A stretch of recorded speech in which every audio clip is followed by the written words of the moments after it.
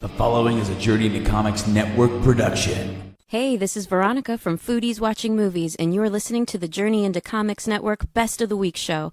Highlights from all the episodes on the network this week. Enjoy. And here we go. Ladies and gentlemen, you're listening to Journey into Comics. We are officially here with John Tyler Christopher. How's it going, man? It's well, man. Things are well. Things are well. That's good to hear. I haven't talked to you in over a year. Yeah, man, it's been a while. You've been crazy busy. A little bit, yeah. I feel like every time I check the internets, which is daily, by the way, I don't know if you're aware of that, I always see something new that you're doing. Like, there's another new cover coming. There's another new cover you're hyping. There's another new thing you're involved in. Yeah, no, I've been really blessed. Marvel has been like really good to me, and I have not had a day off in about 10 years. We were just talking about that, actually. Yeah, we'll see where things go, but as a freelance artist, I can never complain about being too busy. Yeah, it's the best thing. You want to be as busy. Yeah. You wouldn't be an artist if you were not busy. Hopefully not a starving artist. That's a theme on this stage today, folks. Yeah. That's been Yeah, no, I did that long enough, man. I'm very content with keeping busy, and between the Star Wars covers, Marvel covers, I'm still doing the Legends line for Hasbro, which has been just so amazing. There's just a lot going on that I'm really excited about. You had an apprentice briefly. Why, yes, my Padawan. That's crazy. Cameron Cotterman, the best anyone could ask for. He was actually what opened the panels today. So it's cool to open with him and close with you. Wow. Yeah, right. That's deep. It is symbolic. Not really. That's really heavy. So we were talking before we started doing this, and you kind of had a million things you want to talk about, and no real refined decision on what we're going to do. I know Tyler has questions galore because I like you. I like you too, buddy. And this is the first time we've met, and I just had to start with that. I like your beard. Thank you. I didn't shave today in hopes that I could have an awesome beard, and I feel it here. We have a connection. This is There's great. lightning bolts going back and forth from our beards right now. No, it's just we're beard static bros. electricity. You look dumb, and we look awesome. I don't want to know where The only difference between the two of us is you have no hair on your chin, and we have all the hair on our chin. I normally have hair on my chin. I dig what you're doing with the hat and everything. It's like a whole ensemble. It's America. This has been months in preparation. I've been growing out my mustache just for this. The thing about Blaine is, in anything that he does, he only ever puts forth no more than 30%. So It's my thing. that's his thing. That's a minimal effort stash. It's amazing that he's even got pants on right now, because that means that he went above 30%. I can take them off. No, please. God. I mean, This is not this kind of This podcast. panel's you're getting getting a really preview weird really right fast. here of what's below. This is what these guys like to celebrate as their heritage. Oh, there we go. Right on. Okay. So this is the, I picked Star the Wars, and heritage he cosplay. picked inbreeding. Oh, shit. Okay, well, I don't know really where to even begin. You are obviously an amazing artist. I don't Thank have you. to sit here and hype your work. You have a huge following. People love what you're doing. You've been doing the action figure line for the Star Wars books since they relaunched in 2015, is that right? Yeah, we started with Farm Boy Luke for issue number 1, and since then, every issue has had an action figure cover. Are you going to do effectively. the Uncle Owen and Uncle Aunt Beru? Yeah, Uncle Owen and Beru. The charred version? Yeah. We'll have to see. They won't let that happen. Well, it's weird because when we started, there was a big call to how accurate are we going to keep these to the original Kenner line, and as we continue to develop it, Lucasfilm and Marvel are so cool to work with, and I think they both get what the people like about what we're doing, which is. Because, it started, and again, we were very, stringent about, well, it's got to look like this, and it's got to be just like the original Kenner line, and then as it's evolved, they're like, well, could you do maybe some characters that only exist in the comics? What if we do some Phantom Menace characters? And in doing that, we've really kind of opened up to whatever people think is cool to do. So it's been like kind of a free for all. So sometimes you just throw ideas out like, let's fucking do this character. Let's go with the blue Snaggletooth this time. Hell yeah. Did you do blue Snag? I did. That was actually an exclusive of mine. Did you also do red, though? Yes, we did Okay, red a you did long them. time ago. Okay. And like, well, there was a great example. So when we first started, when I sold the Boba Fett for the first time on my website, like one of the first ones I asked after that, I was like, okay, can I do all the bounty hunters? And they're like, probably can't do all the bounty hunters, but we can maybe work something out. And the next one was like blue Snag, and they're like, we're not really sure about that at this point. But as it's evolved, I think the response we've received has been so positive that they're just like, yeah, man, do whatever you want to do. Absolutely. Have you had anybody like send you a picture of the complete collection of your line? I'm not even sure. Do you have a complete collection of your line? I do not have an entire collection. My comps are kind of here and there throughout it. I have had some people. Getting a picture where somebody's entire wall is nothing but your artwork, like literally it's just issues side by side, is the most like surreal, but wow, I am so flattered kind of moment. It really is just unbelievable. Absolutely. You guys? You guys are looking at me so intently, so I didn't know if you had a question or trying to interject. You pretty much answered. The question I was going to ask was how do you choose who you're going to do next? But well, with the original, okay, so with the ones that Marvel is releasing, we have basically kind of come on a list that we're just going through. Mm-hmm. However, we try and be cognizant of certain particular characters. Like there is one, to me, we started with Farm Boy Luke Skywalker. I think there's a pretty intelligent answer as to who the last character should be. Like when we're ready to close the doors, who do we end with?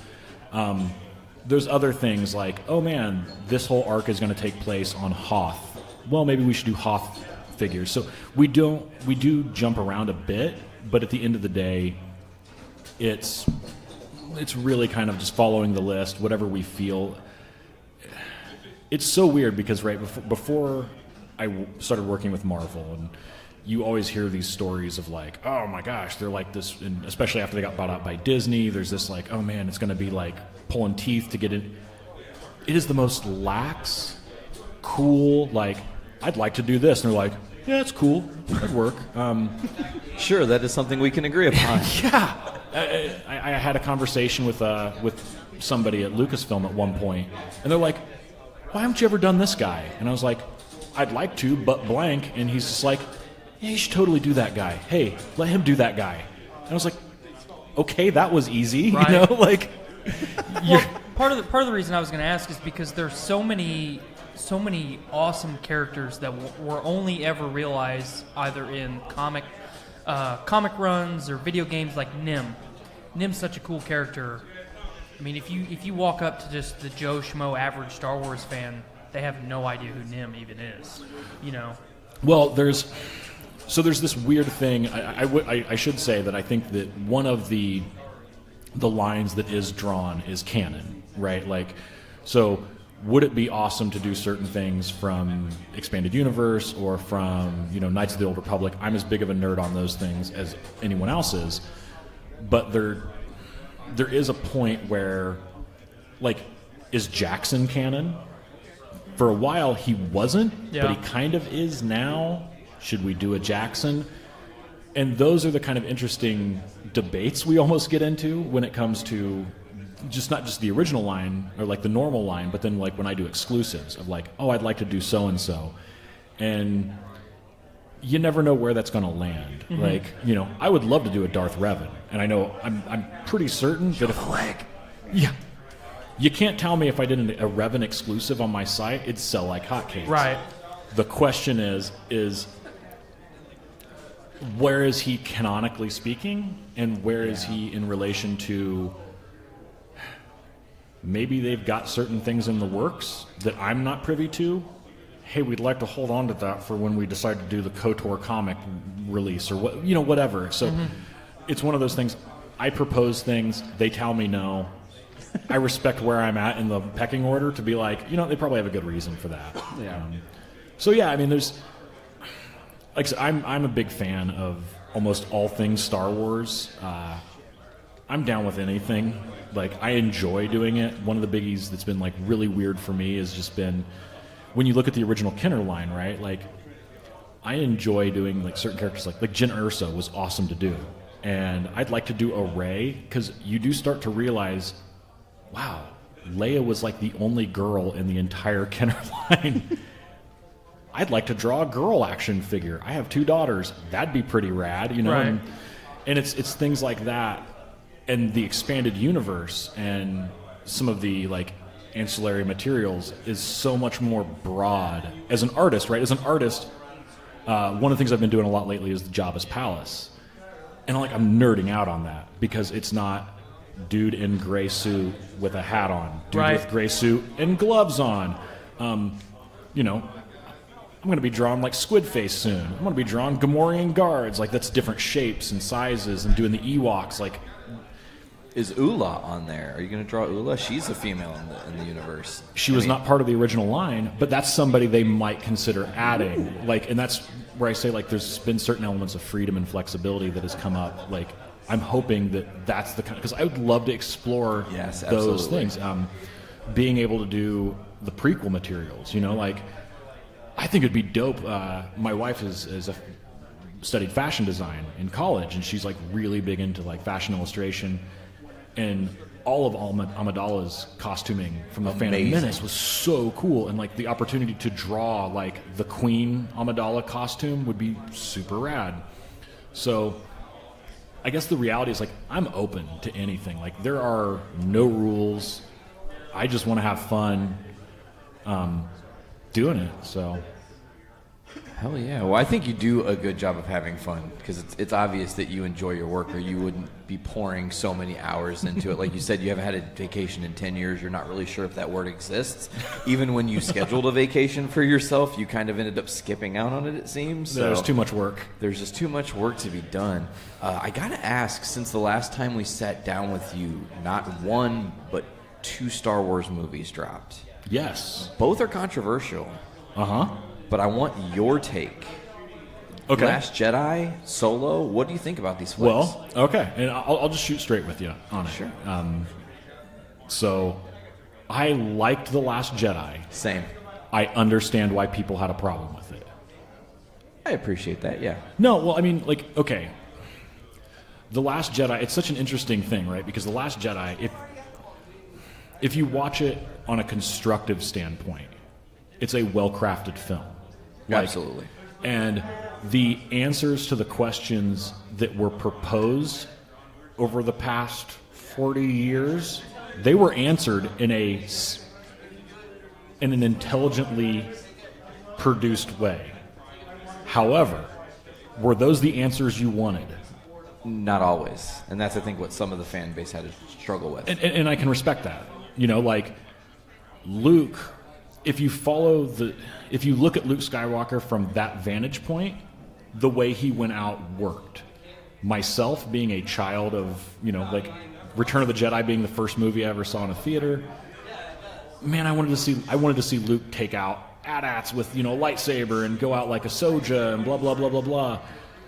And I didn't get that. And I can understand why for a lot of people, they can look at that and be like, man, that ain't cool.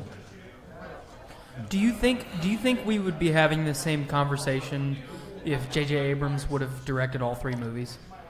Well, I don't think The Last Jedi would have been made in the way that it was. Okay. Well, and I don't mean to interrupt you, but the reason I asked that is because we saw The Last Jedi together, all 3 of us. When we left the theater, you know, we went until 2:30, 3 o'clock in the morning reviewing the movie, discussing, breaking it down.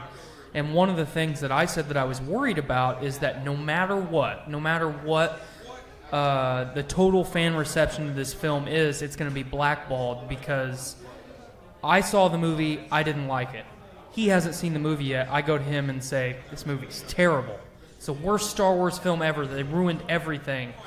And he is so wrapped up in what I'm saying that he doesn't even go see the movie, but then he starts spreading everything that I've said. And I think that's ultimately what has painted The Last Jedi in such a bad light for the majority of the fan base.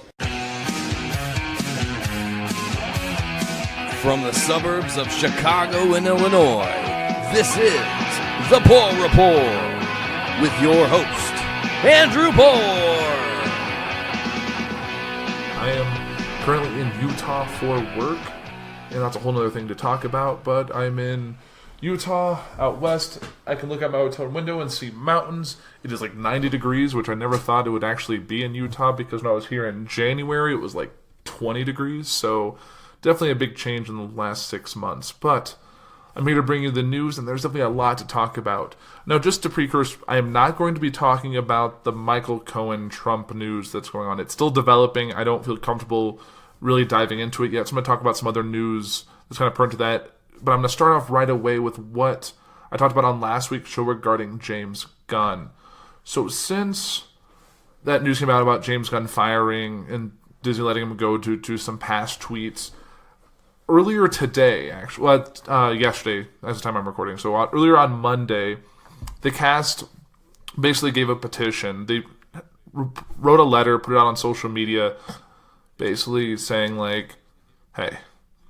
So here's the article from The Verge regarding this. So on July 20th, Walt Disney Studios issued a surprise announcement that it was firing James Gunn, director of the Marvel Cinematic Universe film Guardians of the Galaxy and its 2017 sequel. The studio is responding to an unearthed series of off-color jokes he made on Twitter between 2008 and 2012 those tweets made light of pedophilia and child abuse, leading to online outrage. Gunn issued an apology on Twitter stating, in part, "Many people have followed my career know when I started. I viewed myself as a provocateur, making movies and telling jokes that were outrageous and taboo. As I have discussed publicly many times, as I've developed as a person, so is my work and my humor. It's not to say I'm better, but I'm very, very different than I was a few years ago. Today I try to root my work in love and connection, less in anger. My dad says something just because it's shocking and trying to get a reaction are over. My days saying something just because it's shocking and trying to get a reaction are over." Gunn's cast on the Guardians film initially responded to the news cautiously or obliquely, if at all. Actor Michael Rooker, who plays alien pirate Yondu Udata, I don't think I've actually ever said his last name before, in the first two films, deleted his Twitter account in solidarity, stating on the service, "The account will be inactive after today. We're very tired and upset over all the ongoing bullshit. Neither I nor my rep will use Twitter again. Twitter sucks and I want nothing to do with it." Dave Bautista, who plays Drax the Destroyer, responded on Twitter with outspoken anger and sarcasm.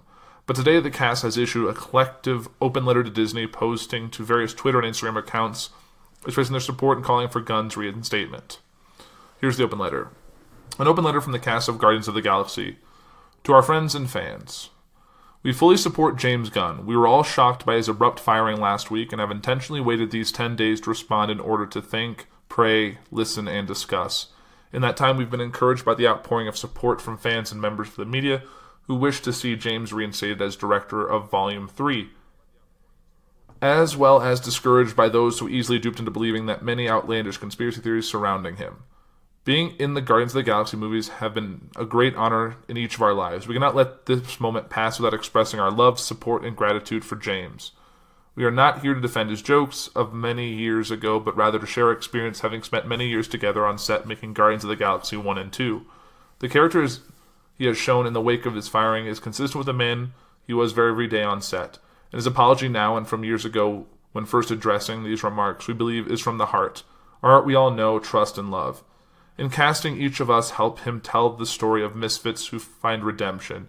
He changed our lives forever. We believe the theme of redemption has never been more relevant than now. Each of us looks forward to working with our friend James again in the future. His story isn't over, not by a long shot. There's a little due process in the court of public opinion. James is likely not the last good person to be put on trial.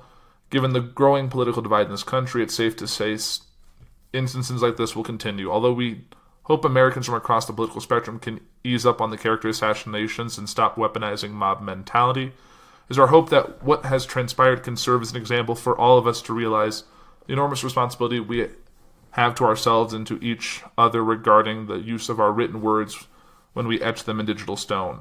That we as a society may learn from this experience and in the future will think twice before we decide what we want to express, and in so learning perhaps can harness the capability to help and heal instead of hurting each other.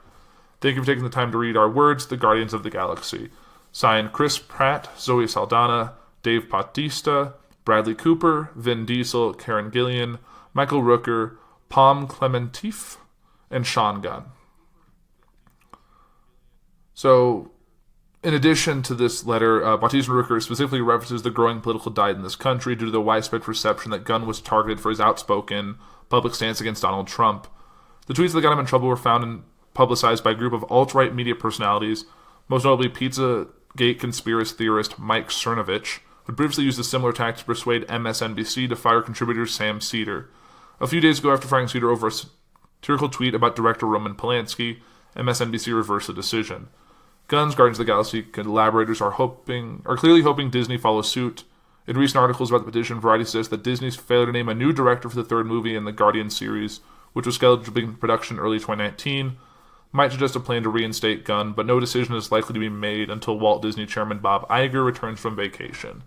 So no, you're probably with all of us saying that Bob Iger needs to return from vacation now so we can get closure on this story. So we need to either find out if there's going to be more to this story, if he is going to be reinstated, if they're just going to go through an investigation period, the same thing they did for Chris Hardwick, which recently came out that he has been cleared to return to his duties with AMC. So there's definitely good news on the horizon. Hopefully Gunn gets reinstated, because I feel like if Gunn doesn't get picked up, I don't think they should bring a new director on. I don't think they should even continue the Guardians series. I think they should just end it and move in a different direction with a different vision in mind, because a Guardians 3 without James Gunn would be criticized heavily. It would be the same reason, it would be the same way like Justice League was criticized by when they brought in the new decision there. So we'll kind of keep up with the story. Hopefully we'll find some news in the next few weeks.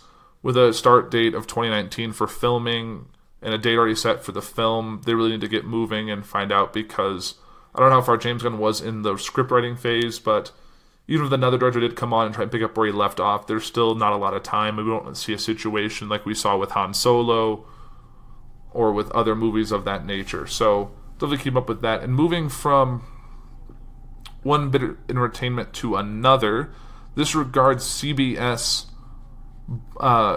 CEO Les Moonves. So the CBS board just discussed sexual harassment claims against CEO Les Moonves. The board plans to form a special committee that will oversee an investigation of both Moonves and the overall culture at the network, according to two sources familiar with the matter. CBS's independent board of directors said in a statement on Friday that it would take appropriate action at the conclusion of the investigation. Some board members this weekend spoke about whether Moonves should step aside during the probe. One source says news of the discussions and the board's plans for Monday were reported earlier by the Wall Street Journal. The source still saying Monday that the Monday meeting was scheduled before a bombshell report in the New Yorker Friday detailed allegations against the CEO. The director now plans to use the meeting, at least in part, to select a special committee that will oversee the investigation. It will be carried out by a third-party law firm, the sources said. The New Yorker report included statements from 6 women who told reporters Ronan Farrow that Moonves sexually harassed them. The article also reported that 30 current and former CBS employees flagged inappropriate behavior at the company, including CBS News and its flagship program, 60 Minutes. CNN has not independently confirmed the allegations. In a statement to the New Yorker that was also obtained by CNN, Moonves said he has promoted a culture of respect and opportunity for all employees throughout his tenure at CBS. I recognize that there were many times decades ago when I may have made some women uncomfortable by making advances. Those were mistakes and I regret them immensely, but I always understood and respected and abide by the principle that no means no, and I've never misused my position to harm or hinder anyone's career, Moonves, who serves as CBS's executive chairman and CEO, said. He added, "This is a time when we're all appropriately focused on how we will improve our society, and we at CBS are committed to being part of the solution." The CBS board's independent directors on Friday said in a statement released several hours before the New Yorker article was published, the board will review the claims when the investigation is finished. The board will take appropriate action, it said. Moonves has been running CBS for more than a decade and is credited with turning it into the most watched broadcast network on television for 15 of the past 16 years. Moonves has said very well compensated for his company's success. He received $68.4 million in 2017 for his role as chief executive and chairman of the board of directors. That made him one of the highest paid CEOs in the country last year, according to the Equilar review of an S&P 500 companies. There's a little bit of follow-up to that regarding the fallout. This is a separate article from The Hollywood Reporter. Stock drops as Wall Street debates future and board meets. So as the CBS board meets Monday to discuss sexual misconduct claims in a New Yorker investigation, the company's shares were down in early trading. Investors seemingly pulled the emergency brake on CBS Corp on July 27th, as rolled that multiple women in a New Yorker story were accused Chairman and CEO Leslie Moonves of sexual misconduct. The stock closed down 6%, while some industry figures were quick to speak out in defense of or against Moonves. There's a hush of shell-shocked silence among many analysts as they went into the summer weekend trying to gauge the fallout. As the CBS board meets Monday to discuss fallout from the Moonves claims, what is Wall Street concentrating on at this stage? A company's shares were down a further 3.1% in early trading at $52.33. The focus right now is less on the legal costs, but rather more on the substance of the investigation by the board pursuant to its fiduciary duty to shareholders. CFRA research analyst Tuna Mbodi told the Hollywood Reporter, the potentially damaging nature of the allegations also raised a legitimate concern as to whether Mr. Moonves or other senior executives could ultimately be exposed to criminal liability under the worst-case scenario. In the meantime, the outcome of the board's investigation could set the tone regarding Mr. Moonves' contractual tenure with the company, potentially raising the questions of management and succession. Analysts have over the years often highlighted the importance of Moonves' leadership in the company's success, which in large part explains the big Friday stock drop. We are not today changing our CBS outperform rating or $65 target price, but neither are we recommending investors take the current stock weakness as a near-term buying opportunity to accumulate CBS shares. There raises so many questions that it will likely change the trajectory of CBS-Viacom merger negotiations. Veteran analyst Hal Vogel told THR, and Mbodi argued, it would seem the allegations against Mr. Moonves are likely to significantly undercut or weaken his and the board's position amid the ongoing legal battle for governance, making it more than likely the National Amusements could exert further leverage toward a potential merger of CBS and Viacom on Mr. Redstone's terms. You don't get to be a very strong media organization in this environment on the back of just one person, B. Riley FBR analyst Barton Crockett said Friday on CNBC. Strong media organizations have been able to stand these types of transitions because they have multiple people who are executing. I think that's what you have at CBS. He concluded, you should assume that CBS continues to perform whoever is in charge. Much Wall Street Bay is also focused on what the Moonves probe may mean on a possible recombination of CBS and Viacom, both of which are controlled by the Shari Redstone-led National Amusements. One of the few analysts to perform a report quickly and before the New Yorker put out its report by Ronan Farrow was Cohen and Company's Doug Kreutz. A messy situation gets messier, he wrote, while maintaining a sector-best outperform rating on the stock and highlighting the legal showdown between CBS and controlling shareholder National Amusements about control of the company. It's fair to question the timing of the story given the ongoing and somewhat nasty legal fight between Moonves, the CBS board, and the Redstone family. But whether or not the timing is just a coincidence has no bearing on the story's truth. Kreutz said, we do expect the board to conduct a thorough examination of the claims, which is likely to take some time. Concluded the analyst, until the investigation is completed, we expect Moonves to remain CEO of the company. BTIG's Richard Greenfield, who has been critical of CBS and Moonves for not having struck a deal to combine with sister company Viacom, reiterated Friday on CNBC that he believes the firms are too small. Both these companies need to get bigger, he said, highlighting that Moonves has been opposed to CBS buying Viacom in order to get these two companies merged together, which is good for both of them in the long term. Less needs to be gone, but in a nod to Moonves' business success and creative instance, he said the ideal scenario would be for Moonves and Viacom CEO Bob Bakish to work together and build a combined company for the future.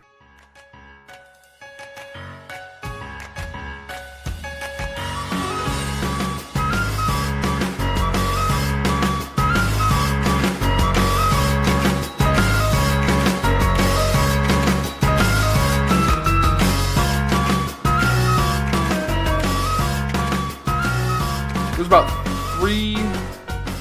three-ish places to four places we usually go to. We either go to Palatine, we go to downtown Libertyville, which is really nice. We've been to like Grays Lake, we've been to a couple other places around.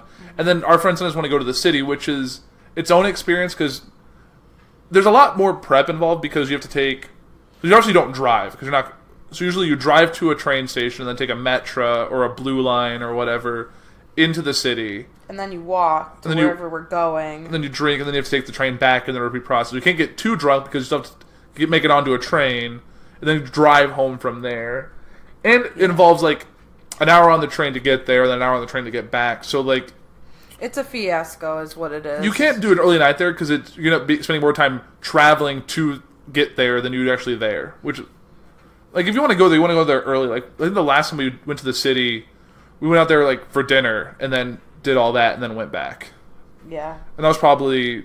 There's a good amount of time to actually be there. But, because we've done it, like, when we've gone out and you go to, like, 4 bars, and it's like, I'm tired, I just want to go back, and you're still not going to be home for... At least for us, because you'll take the train, you'll drive back, you'll drop someone off, and you still have a half-hour drive back to your place, so it's just...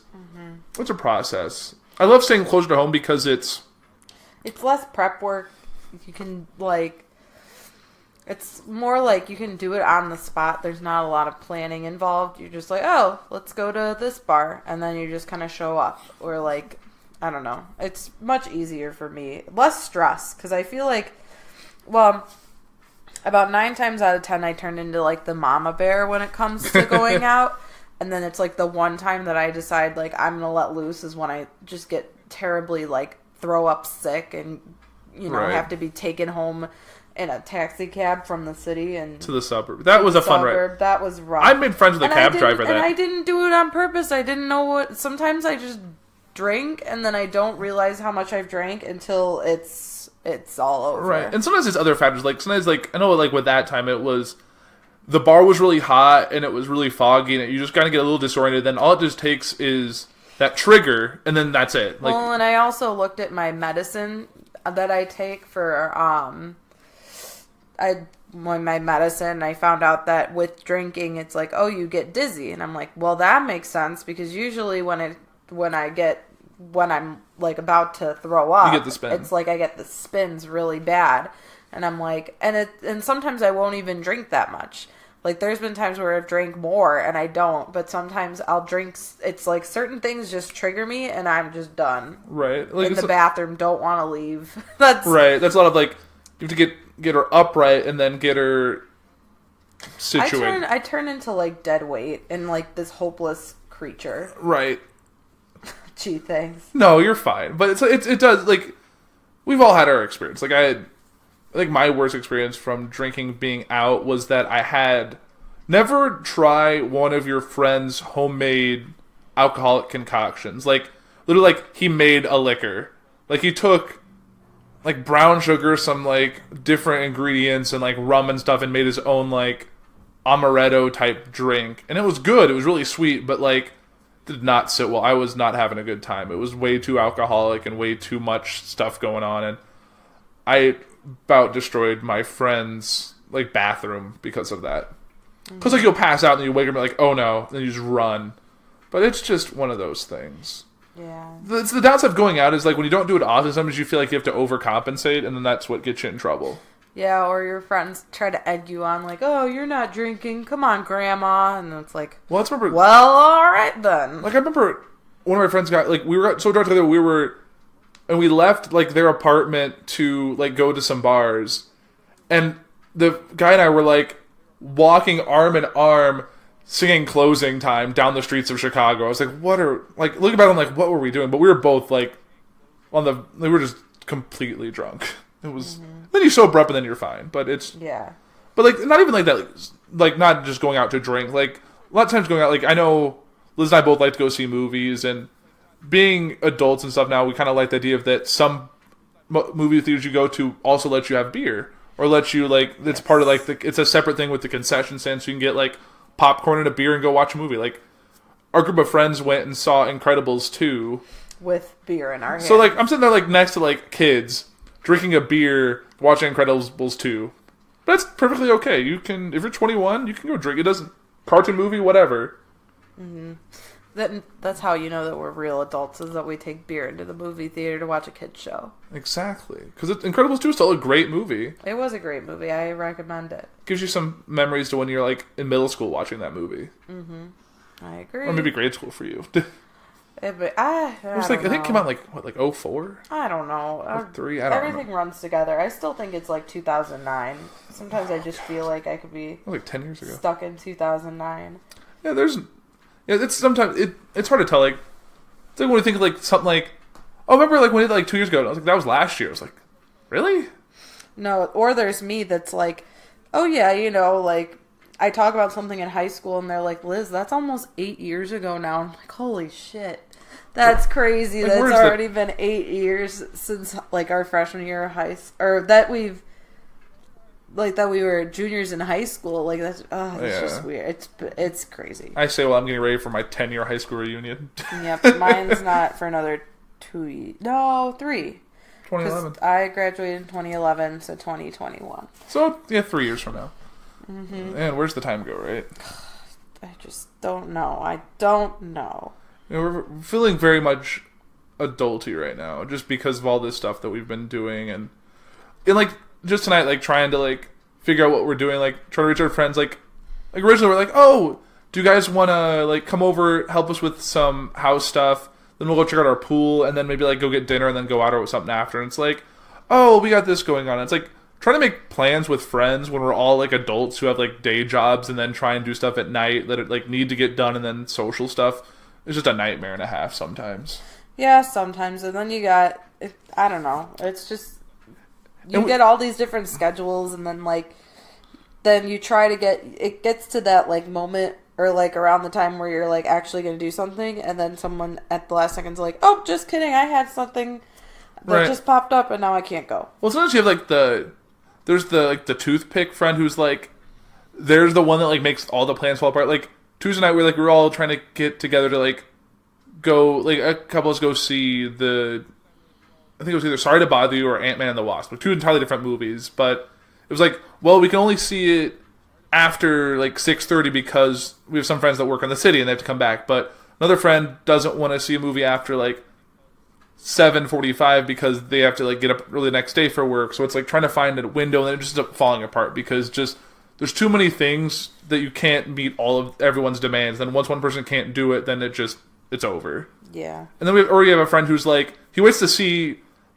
plans set before they're like, oh yeah, I'll do that. Like they don't want to commit to something that's not solid yet, which is just frustrating. Because you're like, I just want to do things, but it's like, why do you have to have another life outside of me? You should have me as your only friend. We just need to live in the Truman Show where everyone's life is contingent on their life. That's what you need. Yeah, there you go. But I don't know. It is what it is. Like getting together with friends is always a struggle. Like even like for like when we do like foodies, when we end up going there, it's a whole process because like making sure you have time allotted to like get down to Indiana for the show, enough time to record, and then get back without schedules running across. And it's just, this summer's been a nightmare trying to do that just because you just don't have the free time to like do the hour down, hour back, and all the time you're actually there. But it's just like plans in general are just hard because there's always a reason not to do something. There's always something going on, and it's just prioritizing and trying to make the best and work it all out so you still have fun and not stress yourself out on all the things you have to do. Yeah.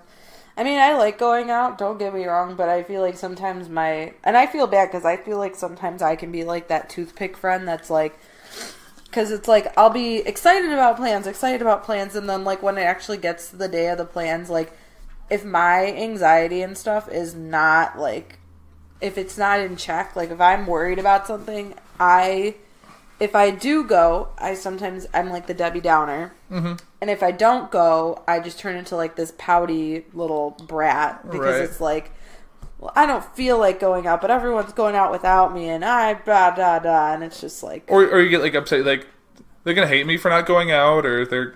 Oh yeah, that's definitely a thought that goes through my head. Do they hate me? I'm not going out. They must hate me. Or if I want to leave early because I'm just like not feeling it.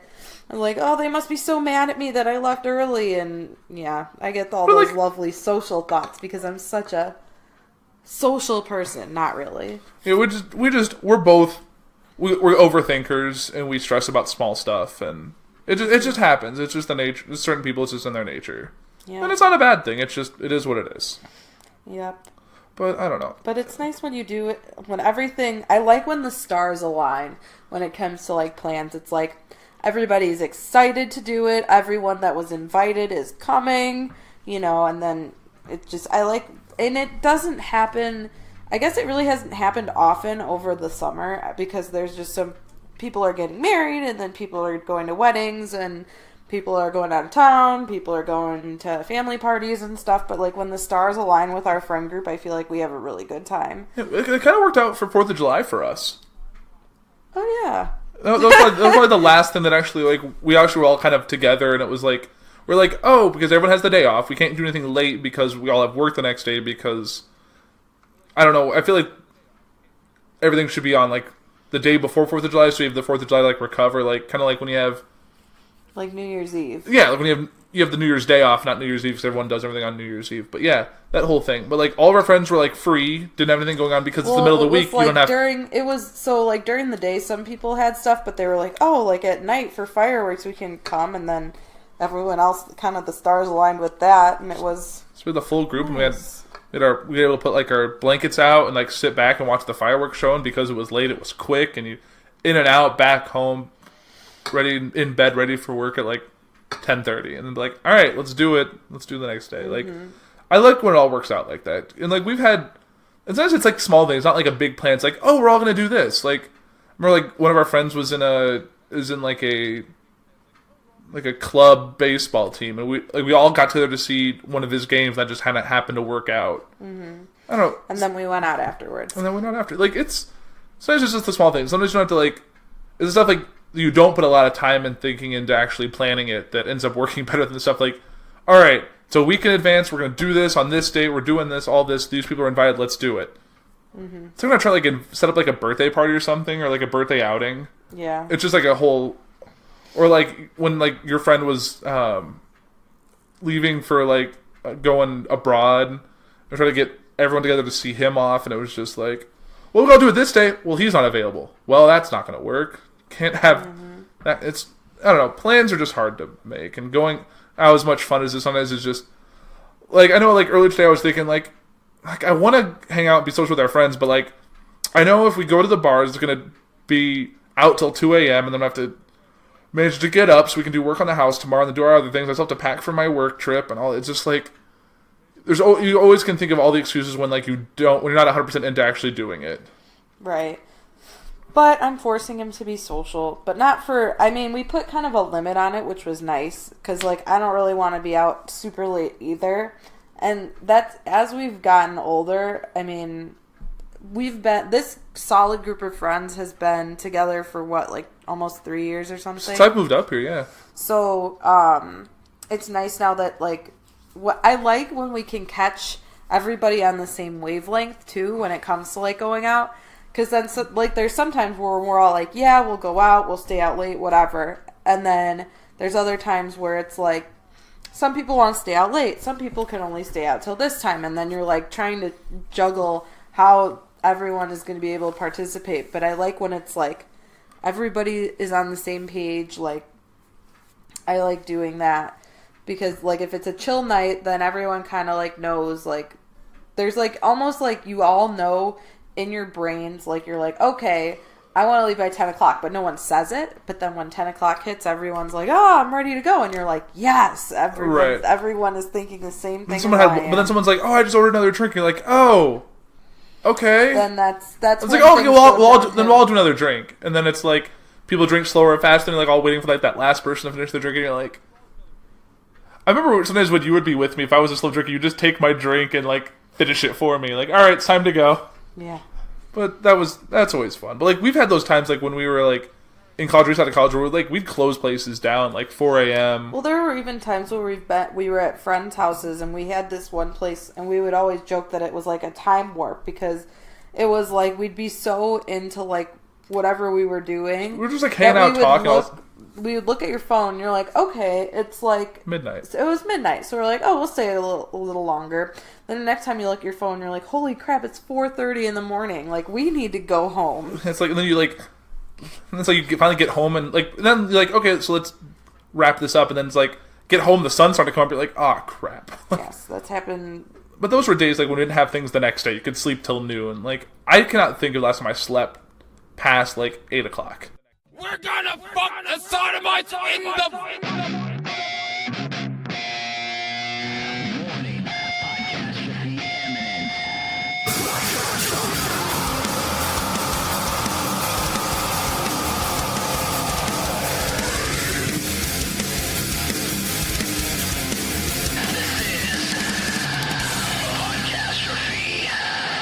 But Go yeah, on. we were eating stir fry. I was like, hey, you want to watch a movie? she's like, "What do you got?" Well, classic me, I pop in. Sharknado. No. Okay. Swiss Army Man. Oh, funny enough. nice. I have had sex while Swiss Army Man. I've had sex with 3 people now with Swiss Army Man. Would you say that's your favorite movie of all time? It's up there. He starts saying no.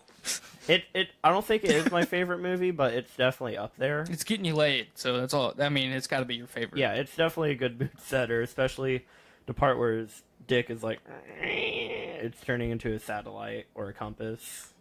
Okay. I lost my virginity to I Love You, Beth Cooper.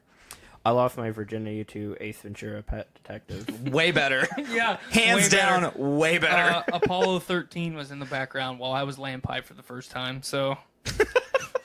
Epic. Is that the one we watched at your house? No, okay, that was Apollo 18. So my losing my virginity is just complete garbage now. Thanks, yeah, guys. Tom Hanks was in the background of mine. And Kevin Bacon.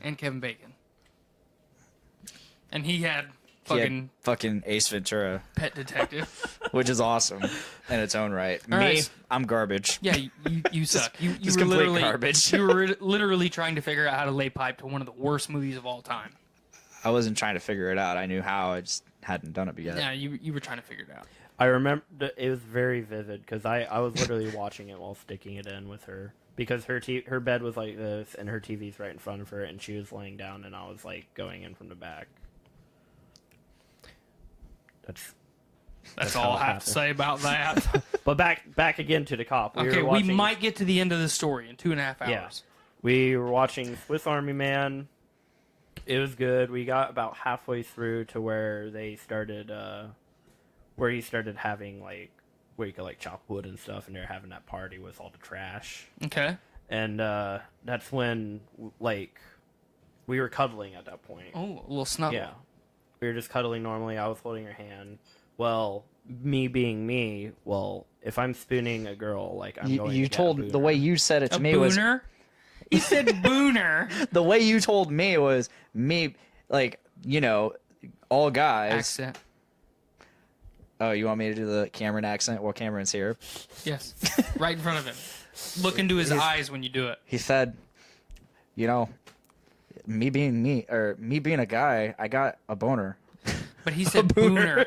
I get to booner. I like how you took Cameron's speech impediment and threw a little bit of Canadian in there too. Oh, did I? You did there, Oh, pal. boy. But anyway, so you're Oh, spooning. You've got a booner. Yeah, and she, like, cause of how I have my dick, my boner is always going up towards the waistline. And what are the comments like? Houston, we have a problem, Tyler. Stir the tanks. But yeah, it's going up, and you've You've got it tucked into your waistband. Is that what you're telling me? Yeah, Okay. but I have a shirt over it. She takes her ass and fucking just grinds it on that, and I was like, ooh. And she looks back. This is about to be a sticky situation. And she looks back and she smiled a bit, and she was holding that hand. She took it and like had me place it on her thigh. At that point, I knew like, oh, You were getting it in. yeah. And then like I was just rubbing her thigh and shit, and then fucking playing with her. She had some thin panties on. She knew she was getting dick tonight. All right. So I play around a little bit. Like I grabbed a waistband, pull it, and Yeah, you don't have to go into that much detail. I don't need to make an awful out of it. No, this time. Okay, I started fucking. The I started- listeners do not want another 50 Shades of Cameron because that was rough. Yeah, it was. Okay, so it was also 45 minutes of a story that could have been 12 minutes. Maybe 2. Yeah. Oh no, she has. Are you rubbing your fucking No, balls and shit right now? I'm emulating what I did to her. You don't need to do that. Nate says do it to all you. the details. Yes, we do. The people, or the Pod Daddy has spoken. Yeah, but this is our show. Podmaster Daddy. Okay, I did Daddy that Master. playing with her waistband. Then I did the thing where I grabbed the front of her panties and pull it up. So her. Why fucking- would you do that? I don't know. I just do it. Apparently, she was into it. What? She was fine with it. You gave her a front wedgie? Kind of. Why? I've never, does that? I've never had a girl complain about that. It's All right. it's kind of hot. All right, do no, that. it's not. Yes. No, I've done it. I've done it to Miranda. That's Tyler not over here. attractive. Tyler over here having missionary sex through a blanket. Just my dick through the little hole in my boxers. Yeah, you can't make eye contact with her, or else God will It's be in the ashamed. dark. It's in the dark. All right, so here's what I want you to do. I want you to call Miranda in here right now. I want you to put your mic down, and I want her to reach into your pants and grab the front side of your boxers and just fucking jerk them No, with it's all not. of her strength and That's might. different. Straight up. It's not any I don't different fucking at all. different. I I don't don't have a fucking vagina. jerk it up like I'm fucking choking Loki. Vaginas are different than dicks, man. It doesn't fucking Hey! matter. I didn't pull it up like I'm trying to lift her off to bed. Micah says you're hungry. I just lifted Explains it a lot, Micah. He's not wrong. It was just a little wedgie, and I fucking go back and forth with it, and then Just use your fucking hand. Yeah, but Wait, I'm chicks getting like to it. that. Chicks like when you use other things.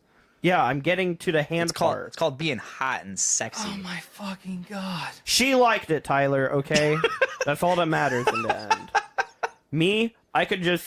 All right, so real quick, what if everything was great until you got to that point and you did that and she looked at you and went, "What the fuck are you doing?" and then got up and left. How would you feel at that moment right then? I'd be like, wow, that kind of sucked. Let me hit up the next girl on Tinder. Okay, but I won't do that but again. say this one was literally at the end of your rope. This is your last opportunity. This is bottom of the As barrel. long as there's women, there's opportunity. What if your dick was gonna fall off in the next 24 hours? If my dick falled off, I don't know. It would suck. Not Nate says it's a texture thing. increase your mouth game. Have coitus. You shouldn't have to only rely on your mouth game. You should be able to do everything. That's not everything. That's something that's additional. Yeah, it's additional, Okay, which is a part of You everything. didn't let me get to the story. I want you to rub that trash can on some girl's hoo-ha and make that hot and sexy. Oh, I'll do it. Grind your pussy on that trash. Yeah, baby. I want you to make that happen. Leave a fucking snail trail on it, bitch. Yeah, that's fucking not attractive. It's fucking weird. That's a Hey, matter of weird. perspective. Weird is what makes the world go round. No, it's not. This is coming from a guy who also claims hand jobs aren't fun. They aren't. Fuck you, Cameron. Give me a fucking hard one. Wait. Yeah! Suck it. Nate says, "Bruh, mouth game is on lock. But the bonus is different feelings for them." Okay, I'm an adult. It's more intimate. I'm an adult. I'm a parent. I want to have sex, and then I want to take a nap. And I probably want a sandwich. He's so old. Either during or before or after. At some point, I want a sandwich. Maybe have it hanging over you like you're trying to get it. Yes, like someone's got like a wooden stick with a sandwich on a string, like to give me incentive enough to procreate.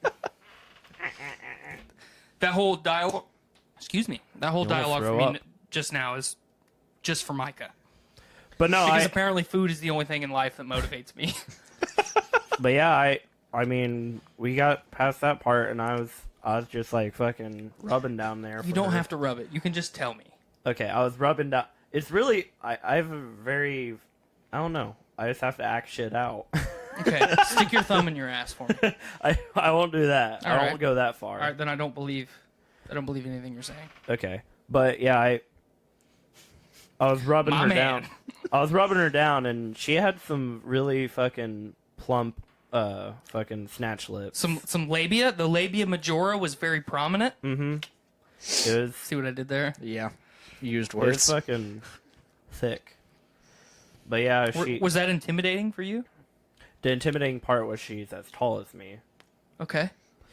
I've been there, man, my man. I've been there. Sometimes it really do be like that. Yeah. But yeah, I was just fucking giving her the Yes. finger blast. I moved on from these two to just these two. Oh. The Spider-Man. Okay. And- I've never quite understood that. Spider-Man? Like, he no, shoots webs. like just get the engine started and then get your business done. I like to enjoy my sex, not just get I'm done with over. him on that. Yeah, but like, there's so much more enjoyable things than fucking finger banging somebody. Like her reaction while you're finger banging. Yeah, you but want me to you're tell gonna you? get more Wait, reaction no. with your mouth than you are with your fingers. I mean, that's let a me- general statement that 99% of people are gonna agree with. Let me keep talking though. I haven't. Then do it. You guys keep interrupting me. Like you saying the last time every 3 words. We're moving through this together, okay? Okay.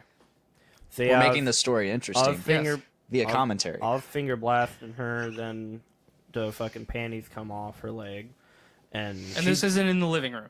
My Okay. bedroom. All right. She's wearing a dress, though. Very convenient. Yeah, she did that on purpose. The dress stayed on most of the time. That's all right. I'm a fan of that myself. But yeah, she quick access, more time for sandwiches. I was going at it really fucking hard. You and were picking her up. Is what you're telling me. Yeah, I'm no longer cuddling. I'm between her legs, like I'm You're standing over her, like. No, I'm not standing. I'm like I don't know, halfway laying on the bed. Like I'm like this. I have my fucking hand pressed down right here on like right this part, her pelvic area, because girls like that for some reason. Pubic area. Yeah. I'm gonna keep winking and doing that all show just to make everybody uncomfortable.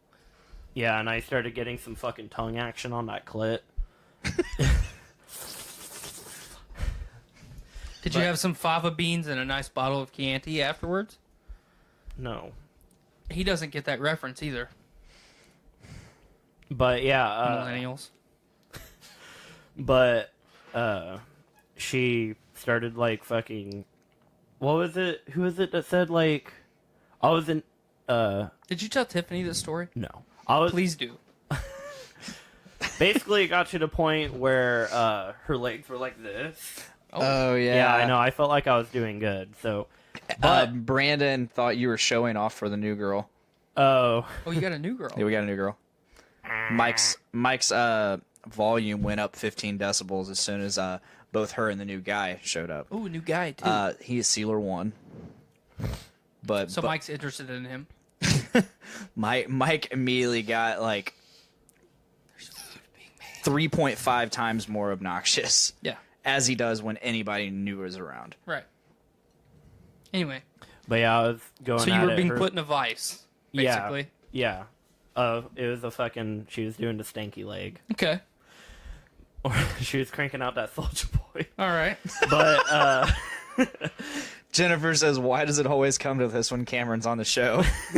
It's just that's the only interesting thing. Sometimes it really do be like that. Yeah. Sometimes it do. Sometimes it don't, but really it do.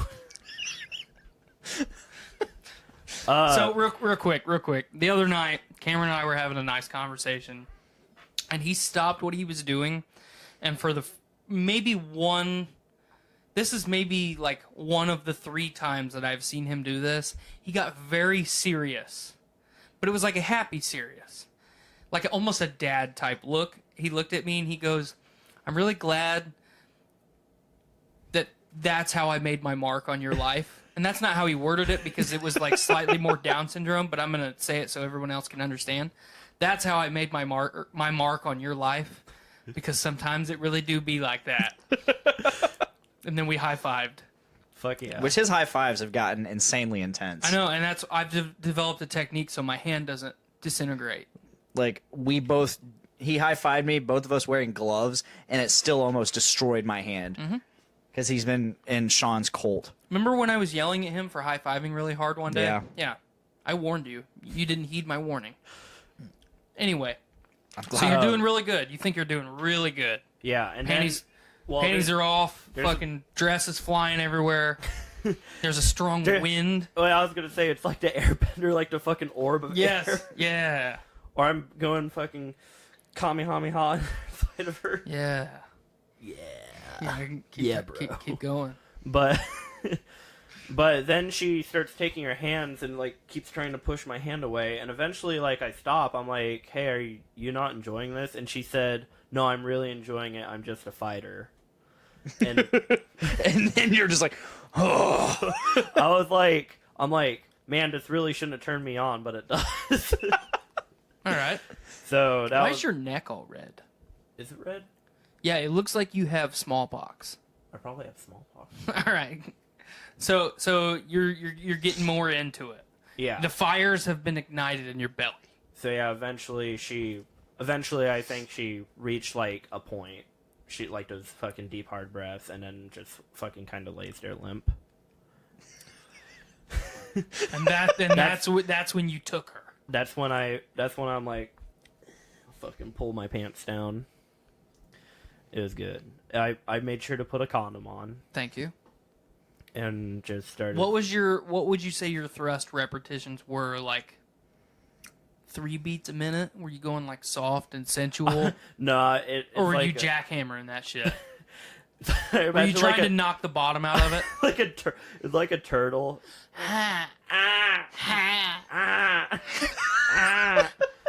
Hold on, real quick. Play the turtle video. Play the turtle sex video for the live stream. You guys keep going. Okay. No, I was absolutely destroying it. Okay. You were literally trying to stomp a mud hole in her ass. I was literally. I didn't know if I was gonna push her. Yes.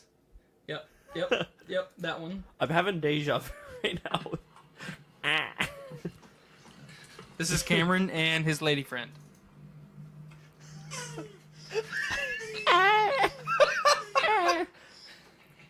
Have you ever seen nasty turtle penises? They look No, like, I don't want to see They look turtle like cock. plungers. They look like plungers. Look at its throat. Look at its throat. Its throat looks like holy shit, like a little alien. Look at this turtle's face. Just like- wink. Jesus.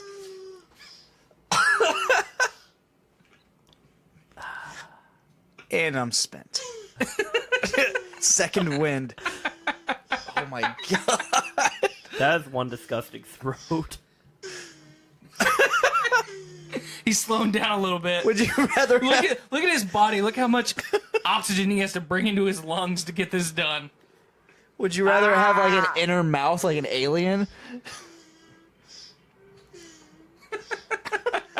Remember how you were talking about like the fucking octopus beak pussy? That's what its throat kind of what I imagine. Yes. Wow.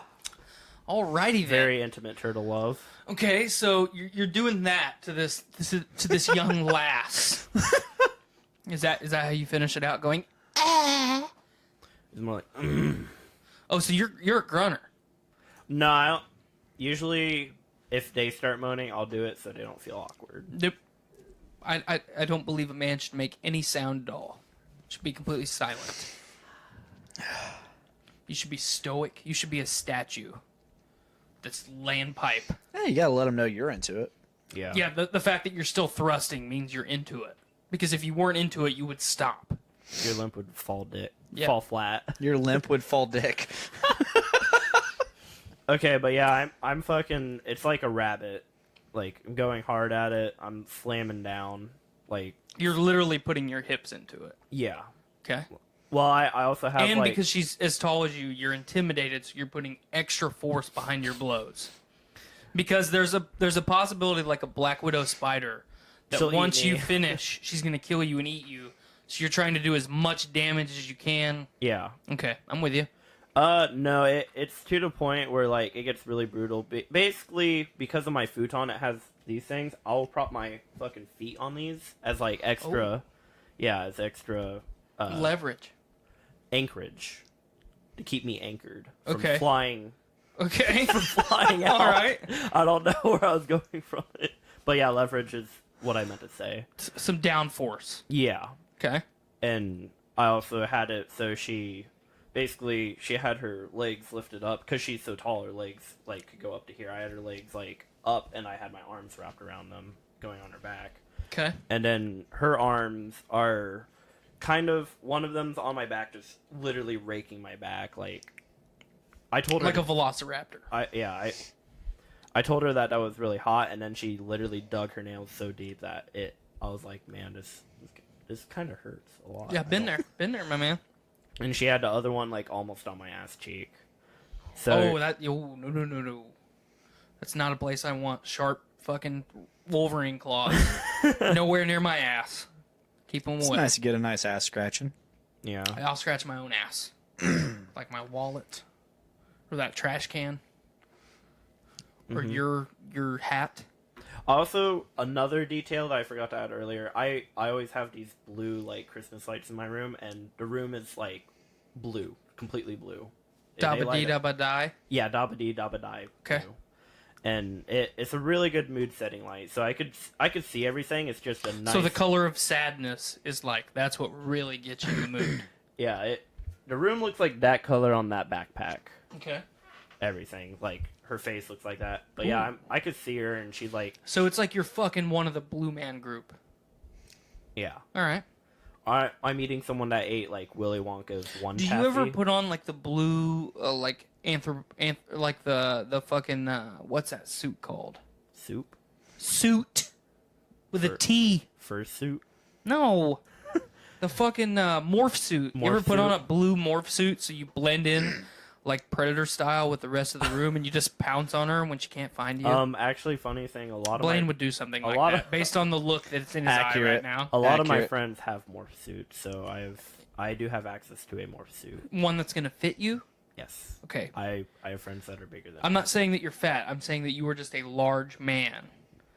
And like I just imagine you trying to put a morph suit on and like it fits. It'll be like Nick Torres. It fits. No. I'm saying it fits your body, but when you go to like put it over your head, the spandex stretches so thin because you're so long that it just rips in half. It turns into a band. So then you have like a fucking morph suit with a belly shirt. That'd be funny, actually. You know, Nick Torres. the Na'vi from Avatar. Do you know Nick Torres created this show? Heck yeah. We are his legacy. We are his legacy. Well, you are. He birthed this show, and then I took it. They cut it out. And then I made it. I took it for myself. And then I brought this guy on. And then I made it. And he made it better. Do better. I don't even remember what we were talking about. Okay, blue mood lighting. Oh yeah, I was watching her face. She was like full on, like eyes closed, biting on her lip and stuff. Yeah. That makes me. Oh yeah, that gets you for sure. Please don't touch your dick in this room. I'm touching the. Yeah, please don't do that. I can. I like how you're using the mic stand to hide your dick. It's in your waistband right now. No. Wait, no. Your dick is not in your asshole. It's not in my. Let's keep the story rolling. See, now you've got me stuttering. Yeah, it's really bad. I know. I have a speech impediment. Okay, so my list is contagious. I know Joe did it for like a half an hour one night. Oh my god, yeah. I've caught the accent. So you've got the blue mood lighting going. Mm-hmm. You're fucking just railing. It was fucking good. Oh my word. I think I lasted probably between like 20 to 30 minutes. That's a good number for me. Yeah. Mm-hmm. Anything more than 30 minutes is just a waste of time. But yeah, there's no reason you need to have sex for more than 30 minutes ever. But yeah, gotta go to work in the morning. I got bills to pay. There's fucking taxes.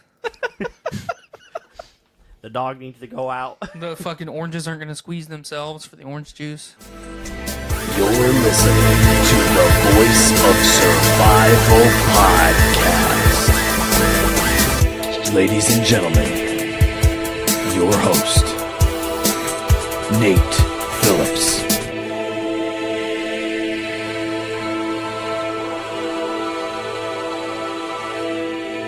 Oh, the four-wheeler story.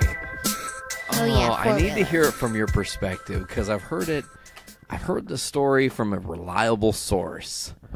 And I almost want to tell the story just through my envisioning of what happened because it's so much better than what I probably am expecting because I just feel like, okay, I'm going to not spoil anything right now. I'm going to tell a general synopsis of this story.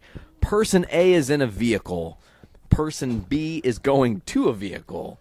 person A hits person B with said vehicle, sending person B flying through the air like some sort of magical bird, just falling backwards into the nothing space. And then there being panic and chaos ensuing.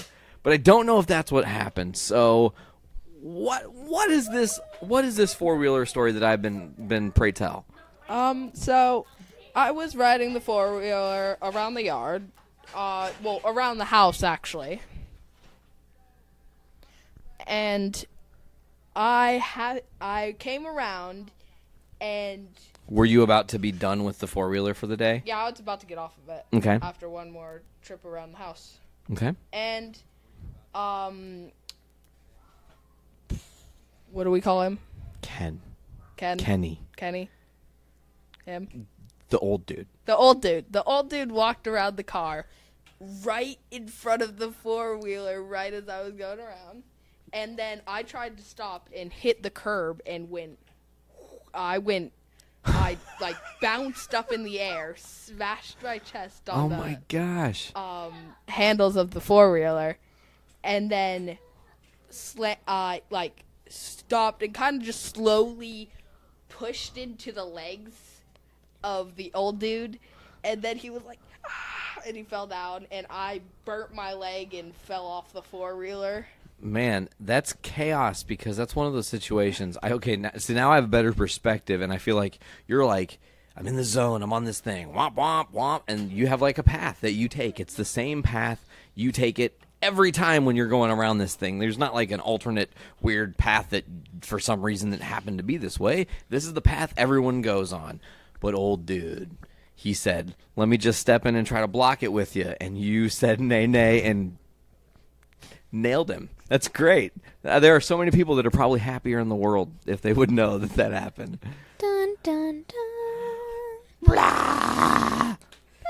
Yeah, but that was not the best experience, though. I'm going to guess it was a little bit traumatic because, I don't know you that well, but I know you well enough that you seem like just a genuinely caring person.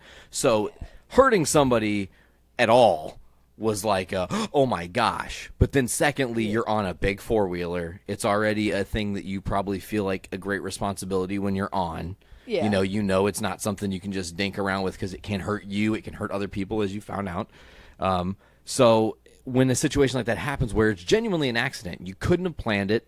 You couldn't have timed it. There's no way you could have predicted that situation happening. It overwhelms your brain. It sends you into like a rush of anxiety. I'm glad you're okay. I'm glad he's okay. I mean, but that's a crazy experience because now that's like a story you'll get to tell forever. The time with the old dude. Pretty much. That's great. No, old dude. He's my grandpa. Call him grandpa.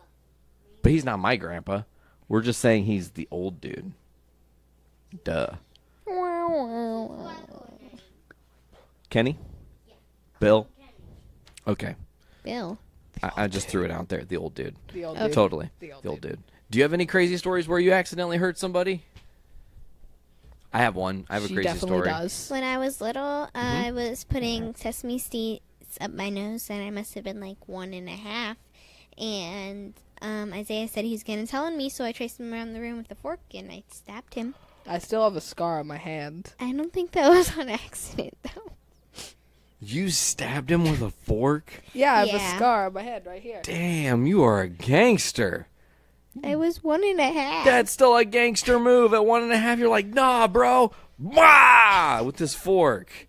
Oh, there was one that was really funny when she was little. She was mad at me for something. Okay. So she said she was going to throw a rock at me. Okay. So she picked up the rock. Okay. And threw it, and it went like 2 feet and fell.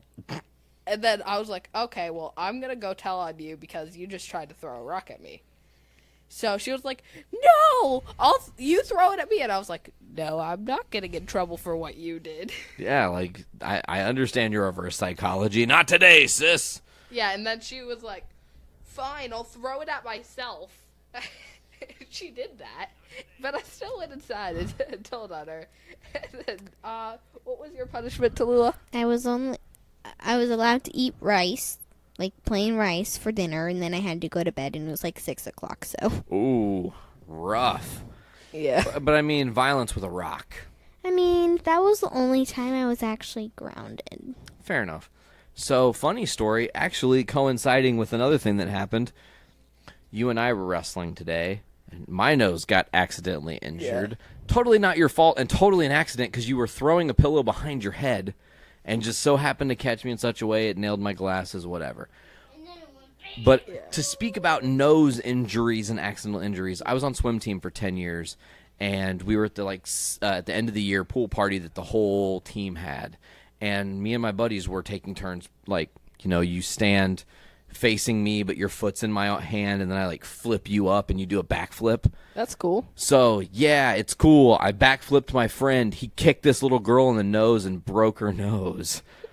She was 6, and he shattered that little girl. It was awful. Oh. I felt so bad. It was instantaneously we knew what had happened, but his heel came down right on her nose and just Ow. It was rough. That's one that I won't forget. It was very brutal. One time, whenever I did martial arts, it was right down the street from our house. So Whoa, you did martial arts? Yeah. Sweet. Yeah. Both of you. I probably would have been higher, but since I quit so many times and redid it, I was only a yellow belt. Oh, I was a yellow belt in to. karate. So Yeah, but anyway, so we were going to martial arts, and we had gotten there. Well, actually, no, we were coming home from martial arts, and we were walking down the steps, and it was dark outside, and there was a glass door, and I was like, "Come on, everyone, let's go!" And it just whammed right into the door. It was hilarious. Oh I got man! that video. So you didn't see the glass door? No. And you just smash. Ooh. Like a bird. Ooh, I've seen that happen here. Actually, I was sitting right here, this panel right behind you, Isaiah. This sparrow or something was flying from something else, and it smashed into that thing. I thought the bird died. It didn't. It and then flew away. Yeah, that happened at my grandma's house. I remember one time, me and Tallulah were bouncing on the trampoline, pretend fighting, and she nailed me in the nose, and it hurt. And my nose started bleeding, and I kind of panicked. I was in midair, and I hit the back of the trampoline, and I was I was really angry. Well, we were and I was jumping around and accidentally. You hit me. It was hard, an Tallulah. accident, but my fist went right in his nose. He said I did it on purpose. I got in a lot of trouble for that. It was weird. It was probably one of those situations where she thought you were further away, so she gauged for a longer shot, but you ended up being much closer than her anticipation. Well, he bounced into your fist. Oh yeah. man. She hit me hard, and since I was in midair, I kind of tumbled. Oh, not cool. Yeah. That was one that was not fun.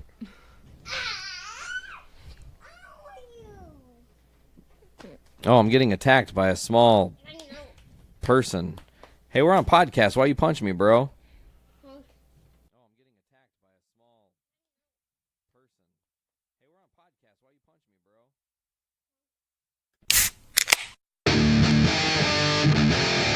It's time for Brews with Dudes.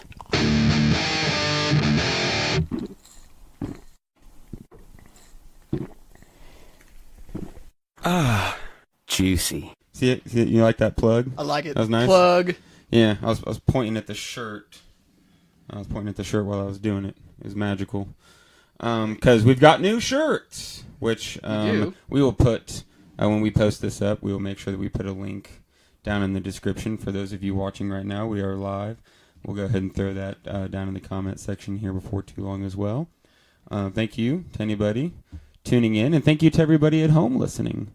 We are pretty excited to dive into a couple beers. It feels like it's been a while. It has been. It feels like it's been a while since we've got down on Brews with Dudes. So, without further ado, Zach, you want to introduce the first beer? I do. I think we're going to start off with a pale ale from Lake Louie Brewing. This is all beer from Wisconsin, local breweries and stuff. It's called 834 Pale Ale. What brought you up to Wisconsin? My family was actually visiting their families and relatives up there, and they know I've been doing the Brews with Dudes stuff and trying a lot of different beers. So they say, hey, well, pick you up a variety pack. That's literally 3 or 4 different breweries that we have some beer from, and they're all great stuff. I hope. They look great. I actually haven't had tried any. I've got the champion beer for the night hiding in the fridge over there. I'll wait until it's time. I want it to be a surprise even for you, Zach. Oh. I like surprises. So you got family up in Wisconsin. Yep, Stevens Point, Wisconsin. Think it's like the middle of Wisconsin, more or less. Thanks for joining us, Oh, hey, Nate. Podfather. This one goes out to you. Let's do it. Ooh. It's got a real clean taste. Pretty clear as well. A little hazy, not too much. It's got an amber color. It's not terribly bitter. No description on the bottle. Let me see what we got here. We'll let you guys take a look too.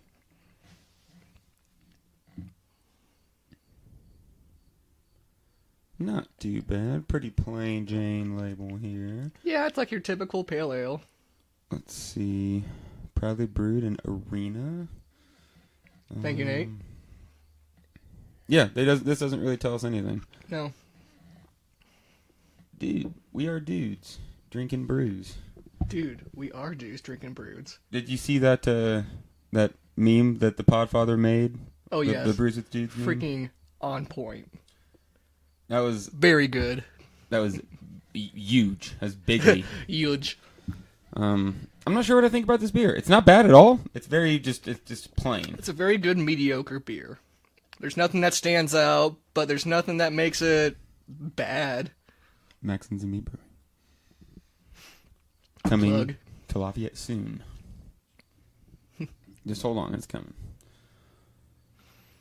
So Zach, what have you been up to? It's been I feel like it's been a while since we've been together. I mean, I guess we did go to tacos on Tuesday, but That's true. No, I've just been working my butt off. I have been doing nothing else besides working and sleeping.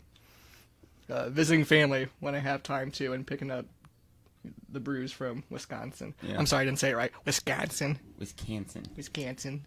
I was in Chicago this past weekend for a brutal death metal festival. Yes, I heard. I heard it's also slamtastic. It was very slamtastic. After purchasing 3 pairs of slam shorts, I am now officially a slammy boy. Oh, you've upgraded from a drinky boy to a slammy boy. My progression into metal has gotten far, and now I'm on the... You've evolved before our eyes, and it's just... Well, I mean... It What is do what you- it what is. do you do? It was a fun show. It was 3 days. I think it was 34 bands. It was a lot of bands. Holy cow. That's a lot. Yeah, it was. That's a lot. It was constant. We were recording a DVD, I saw that you were doing that. That looks very good. so we went and recorded sets from every single band that played, and we're going to slap together a DVD of the whole weekend. We did it a couple years ago, and it turned out pretty damn good. Yeah, I've seen the video, the first one. It's fun. Lots of random interviews and Oh, yeah. just weird shit. Crowd interactions. Yeah, Lots it was of fun fun stuff. Well, I think we're about to go into the next one, you think? Yeah, we're gonna smash on into the next one.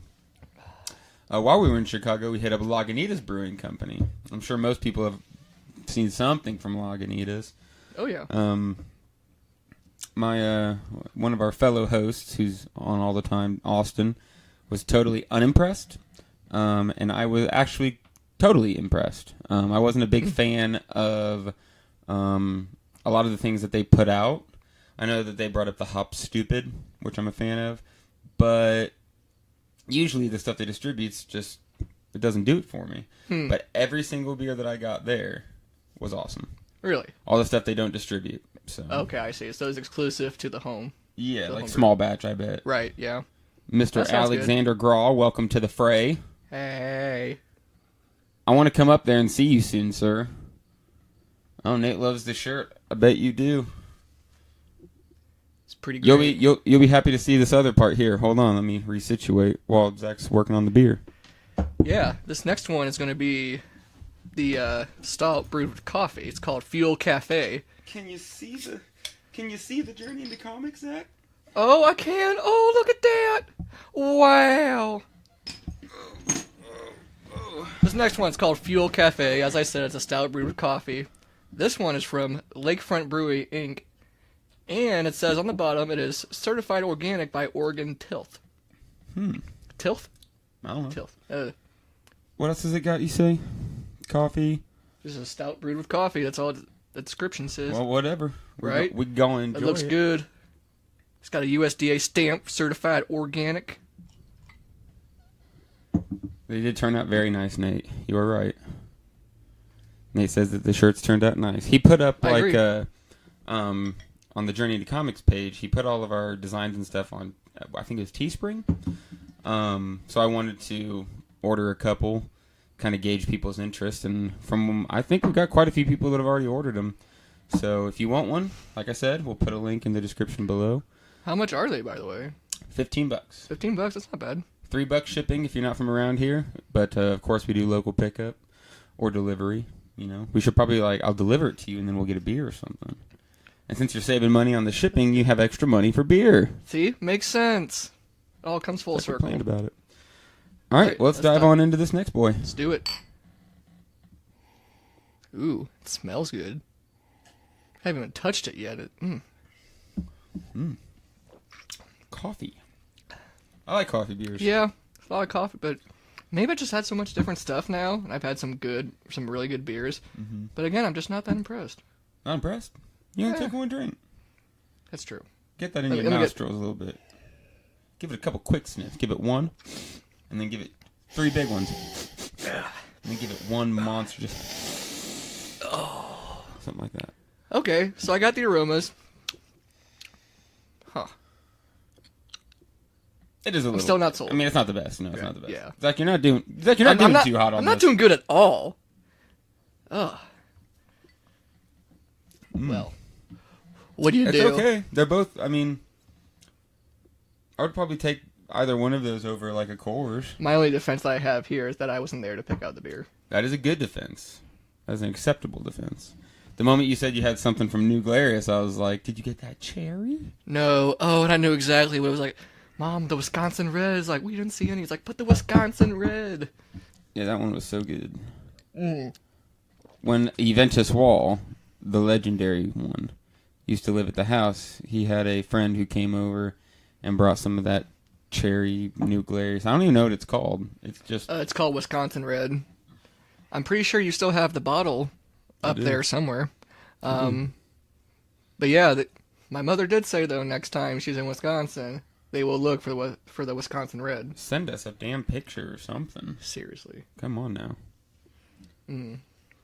What was the next one? Not that I'm already anticipating it. It's an IPA, Rump Shaker IPA from Pearl Street Brewery. Rump Shaker? Rump Shaker. RUMP. Shaking that ass. Boom, boom, boom. Just a little quick pick. And get up in there, give him a good look. Alan Leroy Jenkins Tyler. How much of that is your actual name, AJ? I think all of it's its real name. I want him to prove it. You're called out. Tell me, AJ. Oh, it's happening. Oh, and he popped back off. I'm watching you. He's watching you. So we got some fun stuff coming up soon. We got a Bell's Tap Takeover going on here in town at the North End Pub. You do. That's very exciting to hear. That is the night of our variety show that we're doing, which is just fucking awesome. I'm so excited. Variety show. It's got a little bit of everything. So we got Zephaniah. Okay. Power metal. Yeah. We've got Bizarre Noir. I like calling them avant-garde, rock and roll. Okay, I know what you mean. I can dig it. Very kind of psychedelic. They remind me of a circus. But they like that. They like booking themselves with circuses. Speaking of which, one of the first times that they came to town to play, they brought the Blue Moon Circus. Yes. That was a lot and they of did fun. all sorts of fun stuff, like sideshow kind of stuff. One of the ladies that was in that troupe is coming to do all sorts of stuff. She's going to do some fire throwing, some burlesque. It's going to be... Weren't those the people where one of them paid somebody to staple them $1 yes. to them? Yep, that's them. That was cool. So she'll be doing small little things between every set. Yeah. And by then we'll have the outdoor patio, so she'll be doing the fire stuff outside. Casey wasn't 100% thrilled, but she's got all the certifications and she's allowed to do it. So we'll be fine. We'll be fine. It'll be good. And then Walk Among Us. Yes. The punk rock piano tribute to the Misfits. Yeah. So what do we got? We got power metal. We've got burlesque and sideshow. We've got circus metal. We've got punk. And we've got Eros, which describes themselves. They're from Lafayette. They describe themselves as noise experimental rock. So all of that sounds great.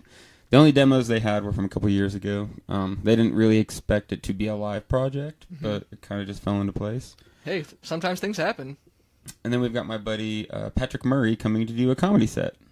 No kidding. Okay, so that's cool. Tap Takeover, comedy, sideshow, music, bands, and all the bands are totally different. So it's a little bit of everything for anyone. So you should definitely come.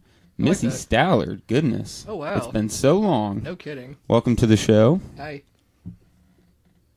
Cheers. You ready to slam this next one? I mean, I'd like to enjoy one more chunk of this. What shirt are you wearing?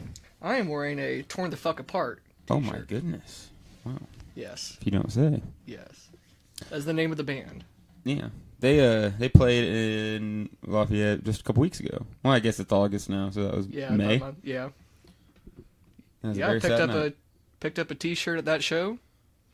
Those guys were so awesome. Yes, they were very good. My band played after them, and the whole time I was watching them, I was like, man, we're about to get shoved the fuck up. But they were like brutal technical death metal. They were really, really awesome. We're not quite... We got brutal stuff, we got technical stuff, but... our skill tree, we were focused on other things. There's a lot of experienced people that come through the Doom Room. All of them I can appreciate. John, welcome. Hello. Cheers. Welcome to the fracas.